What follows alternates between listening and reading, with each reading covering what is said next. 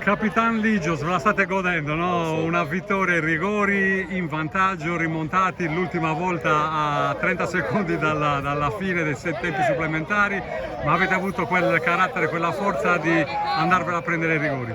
È un po' tutta la storia della nostra stagione, è fatta di alti e bassi, però questa cosa ci ha plasmato e oggi ci ha giocato a nostro favore, quindi eravamo pronti a tutto e oggi è andata bene. Che Lanusei hai trovato? Prima volta che incrociavate, diciamo, le forze con l'altro girone, Lanusei ha vinto, voi siete stati all'altezza.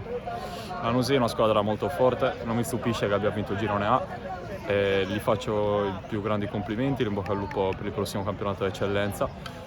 Abbiamo incontrato un avversario molto forte e questo fa capire anche la partita che andremo a affrontare domenica a Tortolì, che il livello dell'altro girone è molto alto. E soprattutto fa capire anche la forza del Coghinas, che sembrava dovesse cedere agli attacchi della Lanusei, però poi in contropiede arrivavate lì a un passo dal gol per chiuderla.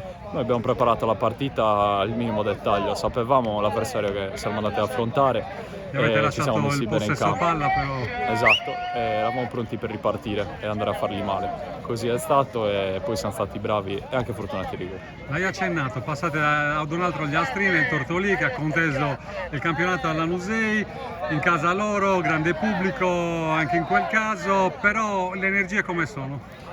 Le energie le andremo a vedere domenica, però sicuramente questa partita, questa vittoria ci dà grande morale, grande consapevolezza e quindi andiamo carichi, non vediamo l'ora. Non volete smettere la stagione domenica? No? Assolutamente no. Ti faccio un grande in bocca al lupo e niente, complimenti per il trofeo. Grazie mille.